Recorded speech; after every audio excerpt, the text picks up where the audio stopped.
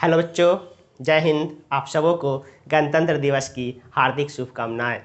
आज देश के लिए बहुत ही गर्व की बात है। इसी गर्व के साथ आप भी पढ़ो ताकि आप भी कल होकर के देश का भविष्य बन सको। यही मेरी कोशिश है। चलो, पिछले क्लास में हम लोगों ने डिस्कस करा था कि कंडक्शन क्या होता है, कंडक्शन में हीट फ्लो कैसे होते हैं, एसटीडी और नॉन एसटीडी या अनएसटीडी हीट फ्लो क्या होता है। आज देखेंगे उसके मैथमेटिकल एक्सप्रेशन को कि कंडक्शन से कितना देर में कितना कहाँ से कहाँ हीट फ्लो करेगा, उसके लिए कौन कौन से पैरामीटर है जो कि उसको बर्बाद करता है या प्रभावित करता है। इसके लिए फोरियर का कुछ एक्सपेरिमेंटल लॉ है, स्टेटमेंट है ना, नो प्रूफ, क्योंकि आप जानते हो कि स्टेटमेंट हैज नो प्रूफ। यहाँ पे फोरियर का क्या है, लॉ ऑफ कंडक्शन समझेंगे। हम एक किसी सॉलिड को डिस्कस कर रहे हैं, क्योंकि आपको पता है कि जनरली जो कंडक्शन होता है वो सॉलिड में होते हैं। इस सॉलिड का area of cross section A है। कितना एरिया ऑफ क्रॉस सेक्शन के ये सॉलिड है, ए, और एक फिलहाल यूनिफॉर्म सॉलिड है। इसका लेंथ कितना है, एल है। इस इंड का टेम्परेचर T1 है, इस इंड का टेम्परेचर T2 है, और हम कह रहे हैं कि T1 T2 से ज़्यादा है, मतलब डेफिनेटली हीट का फ्लो हायर टू लोअर होगा।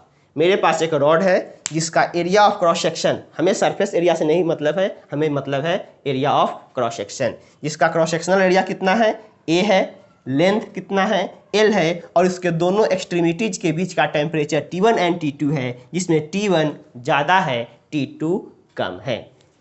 According to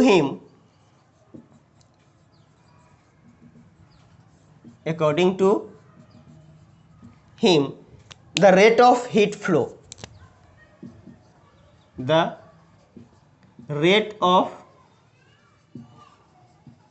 heat flow rate का मतलब क्या है, हीट फ्लो पर यूनिट टाइम। कहीं भी रेट का मतलब ही होता है हीट फ्लो पर unit time. The rate of heat flow मतलब Q/T is directly proportional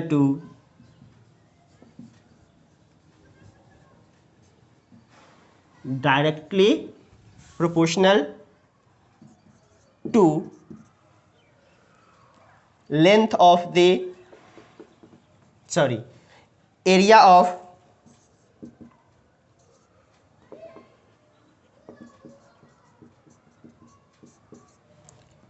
पहला number area of cross section, मतलब हीट फ्लो रेट को दिखाते हैं Q डॉट, हीट फ्लो पर यूनिट टाइम को दिखाते हैं Q dot, directly proportional to area of cross section.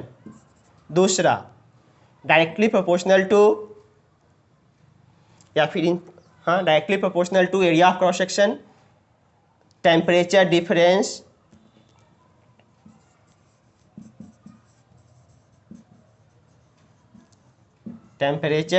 Difference मतलब आप कह सकते हो Q dot directly proportional to temperature difference delta T, and तीसरा इनवर्सली प्रोपोर्शनल टू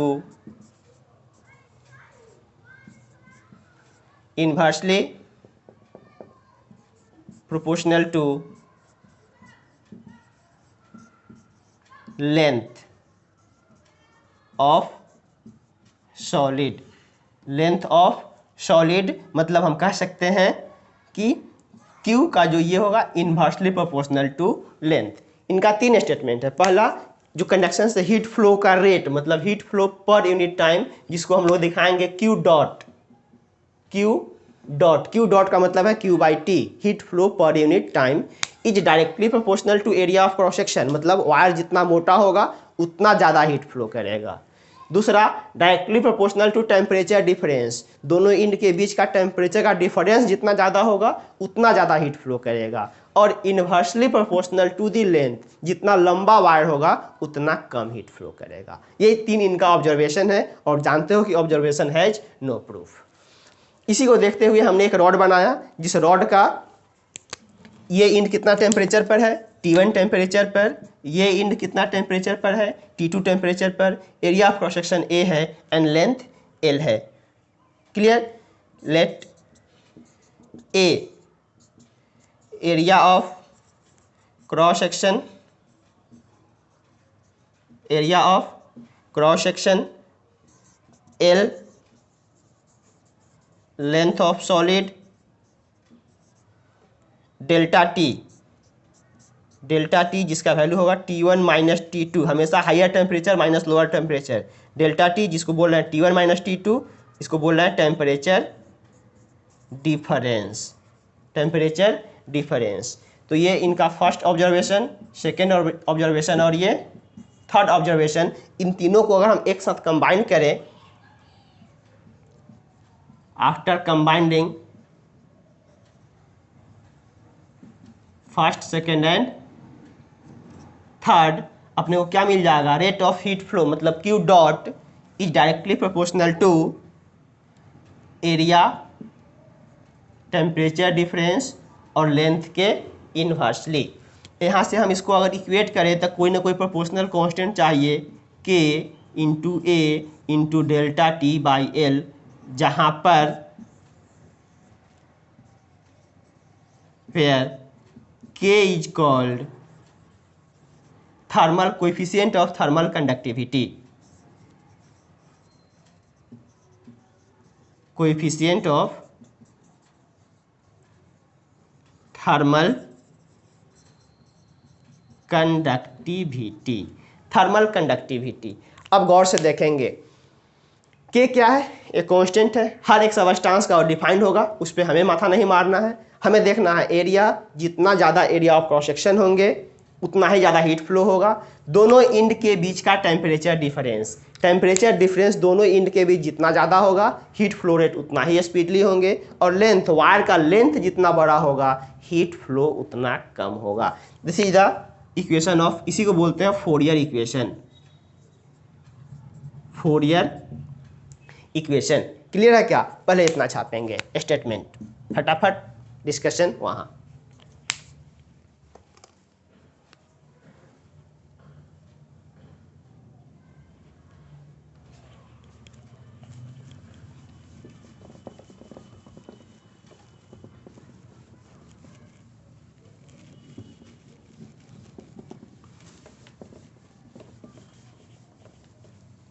अब इस पूरे इक्वेशन को हम अगर फ्रेश से लिखने की कोशिश करूं तो मेरे पास क्या है? Heat flow rate Q dot is equal to K into A into delta T by L, जहाँ पर ये क्या है? हीट फ्लो रेट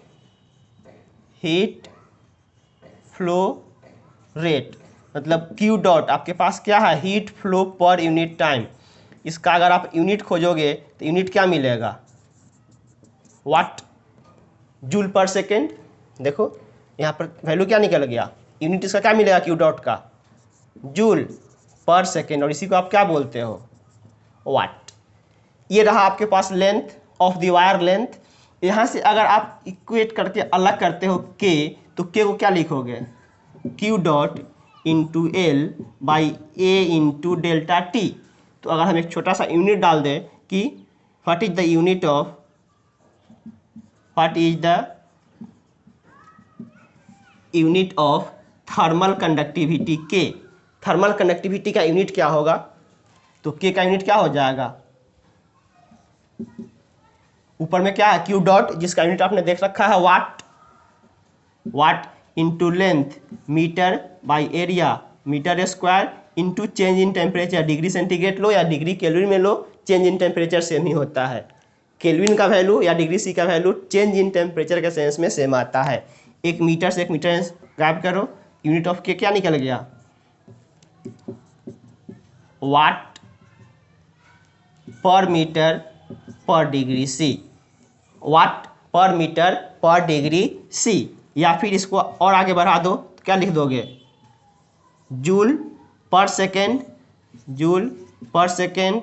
पर मीटर पर डिग्री सी, जूल पर सेकेंड पर मीटर पर डिग्री सी। इसलिए अगर इसका डायमेंशन खोजने चलो,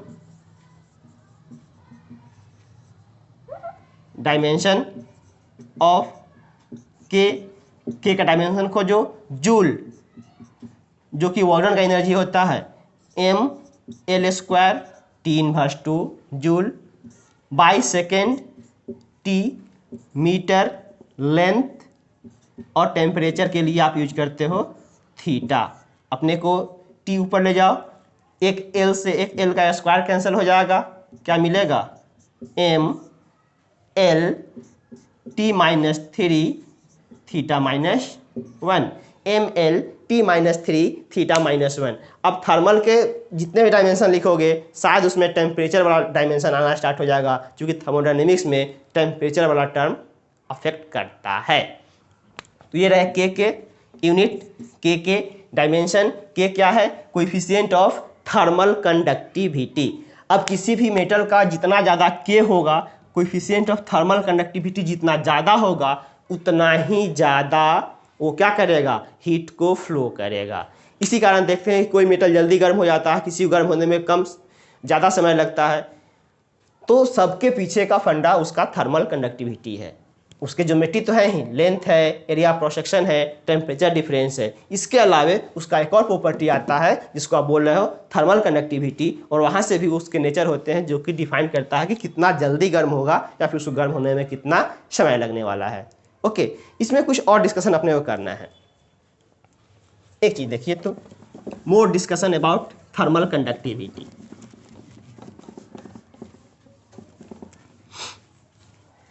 नोट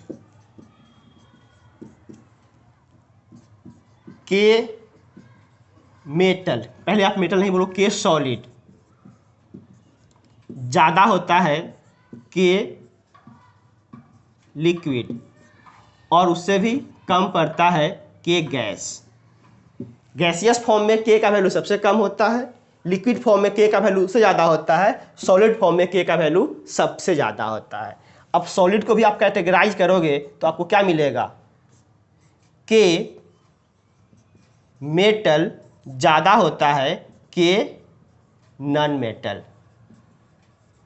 के मेटल, अब चूंकि सॉलिड को आप देखो तो सॉलिड में आपको बहुत कुछ मिल जाएगा, मेटल, मेटल वाइड और नॉन मेटल। तो एक साथ डिस्कशन कर दो तो आप क्या लिखोगे, के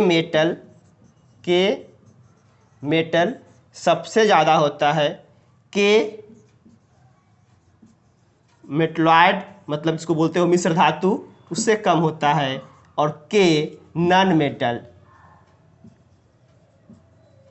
मेटल सबसे कम होता है। ये हम इसलिए बता रहे हैं कि अगर आपको कभी दे दे कुछ मेटल्स के नाम और बोले कि अरेंज करे कि सबसे ज़्यादा कंडक्टिविटी किसका है, तो उसमें से देख लेना कि लिक्विड सॉलिड गैसेस के फॉर्म में होंगे तो सबसे ज़्यादा solid, then liquid, then gaseous. अगर वो सॉलिड लिक्विड गैस के फॉर्म में ना होकर यहाँ आ रहा है मेटल, नॉन मेटल और मेटलॉइड के फॉर्म में, तो सबसे ज़्यादा आता है मेटल का, उससे कम कनेक्टिविटी होता है मेटलॉइड जो कि मिश्र धातु आप बनाते हो, और उससे भी कम होता है नॉन मेटल, और संयोग से इससे भी कम होता है तुम्हारे लिक्विड का। मतलब पूरा ऑर्डर एक साथ देखो तो metal, metalloid, non metal, liquid और गैसेस। ओके, तो ये रहा तुम्हारे पास थर्मल कंडक्टिविटी का मेन फंडा कि कैसे किसी भी ऑब्जेक्ट का थर्मल कंडक्टिविटी वेरी होता है। अब हम लोग कल के क्लास के लिए एक इम्पोर्टेंट चीज़ बचा लेते हैं, इस पर हम लोग अभी न्यूमेरिकल्स नहीं कर रहे हैं, न्यूमेरिकल्स करेंगे।